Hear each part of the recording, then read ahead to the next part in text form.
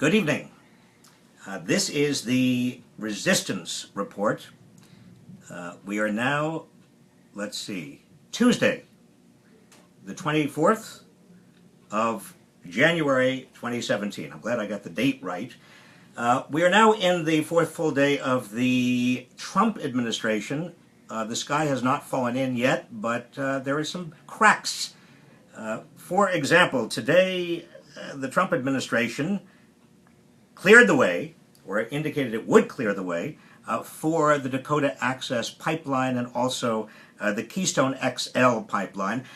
It's interesting. I think Donald Trump, when he talks about America first, he's not talking about Native Americans, obviously. They are not coming first. But also, Donald Trump is intent on becoming the most anti-environmental president in memory.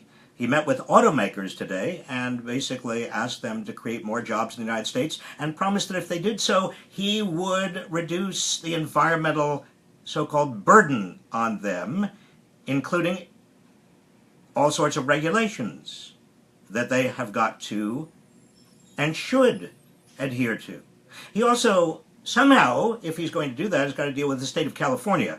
These automakers, one of their legal obligations, if they want to sell cars in California, is to meet environmental regulations in California that are higher than federal standards. I don't know how Donald Trump is going to preempt California environmental rules unless he suddenly no longer actually is on the side of states' rights like California. He also imposed a gag order on the Environmental Protection Agency today. A temporary media blockout. The EPA could not communicate publicly with the press. He basically closed down the EPA, the press room, any communications with the EPA. He's done this for a number of departments now, but the EPA is obviously the biggest. There is also a federal hiring freeze that went into effect. Now, it's interesting because on the one side, Donald Trump is meeting with automakers and he's saying, look, you've got to create more jobs. On the other side, the biggest employer in the United States, which is the federal government, he's putting a hiring freeze, saying, no, you can't hire anybody. And I'll tell you something, the automakers are not going to hire anybody unless it makes financial sense for them to hire additional people. And sales of new cars are flat. They're not going to invest.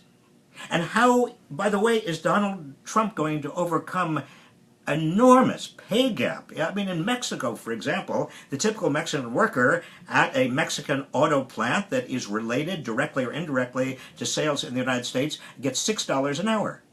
The typical American worker at an auto plant gets $26 an hour. That is a big difference.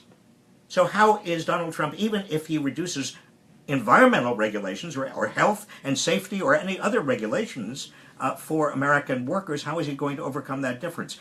The only way, if he's only concerned about jobs, if that's his only concern, if he wants to show that he is creating more jobs, is he's going to actually have to end up reducing wages in the United States. I doubt that that's going to happen. Donald Trump obviously doesn't know exactly what he's doing, or he's involving himself in symbolic acts. He did get a great deal of support from the Rust Belt. That's why he is talking about Rust Belt manufacturing jobs. But he obviously doesn't even know that factories that are back in the United States or factories that remain in the United States have relatively few workers because most of it is automated. Most of those old assembly lines are now filled with robots and numerically controlled machine tools. There are not a lot of jobs there, Donald Trump. Take a look. Go into some of those U.S. manufacturing facilities. The only thing he's going to actually accomplish by reducing the costs for American manufacturers is he's going to improve the profits for American manufacturers. And if he improves the profits for American manufacturers, but he doesn't actually improve the lives of American workers, that's called, remember, trickle-down economics. We've had that before. We also learned today, actually we learned yesterday from a federal judge that Aetna Insurance Company, now again, Donald Trump has great reliance. He really does think that the private sector is the source of everything that is good. Well, that Aetna Insurance Company lied, blatantly lied, when they pulled out of the federal Obamacare exchanges last summer, saying that they were losing money. They were not losing money.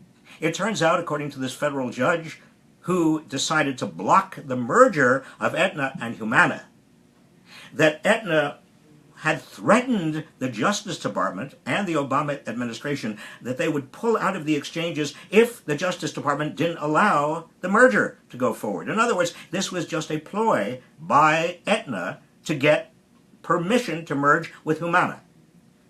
And the Justice Department said no. And this federal judge said no, because that merger would not favor consumers, ordinary Americans, American workers, and actually would end up costing Americans more money. If you follow the direction I am trying to suggest here, it's that the private sector in the United States is about one thing. It is about making money. It's about profits. It's about increasing shareholder returns. And also, not incidentally, increasing the compensation of top executives. We have a public sector that is supposed to worry about the public needs.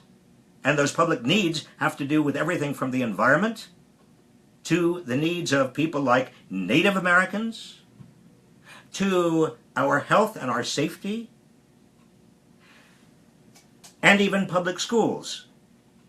And what Donald Trump apparently is interested in doing is turning over more and more of what we used to consider the common good, the public interest, to private entities.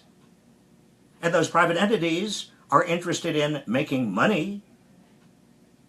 And so where does that leave us? It leaves us with more and more of a Donald Trumpian oligarchy.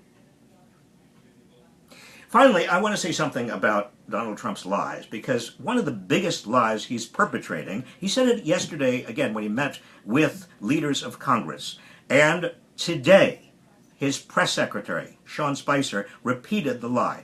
This big lie is that there was massive voter fraud going on in the 2016 presidential election. Now, George Orwell and others have commented and predicted that if you say a big lie often enough, the public will become confused and start believing it. There is no evidence whatsoever of voter fraud. Massive voter fraud? No. In fact, the only evidence we have is that there were four, F-O-U-R, examples of fraudulent votes. We're not even clear that those were intentional in the 2016 election. So what is Trump and what is his administration trying to do by repeating this lie? Trying to set up in the public's mind the notion that there is a real big problem here having to do with voter fraud.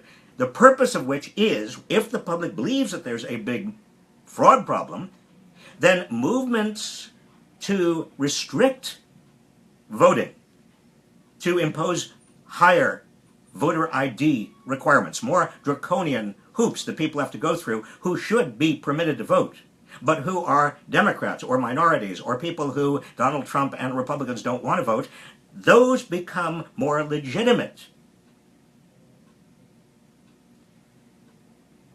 We must not allow big lies like this to be told and accepted. Those members of Congress who were at that lunch yesterday, congressional leaders who were there when Donald Trump lied, they should have come right out of that lunch and said to the news cameras, he lied. They should have said it to his face. Don't lie like that. Members of the press today, at the news briefing with Sean Spicer, when Spicer repeated that lie, they should have said, no, there is no evidence. You cannot say that to the American people. So in this, the fourth day of the Trump administration, we have a man who is not only turning his back on the environment, making deals with automakers that make no economic sense at all, that are basically, to the extent that they will be followed up, or trickle-down economics. and also continues to perpetuate dangerous lies about our democratic process. Not encouraging. That's tonight's report. We'll see you tomorrow.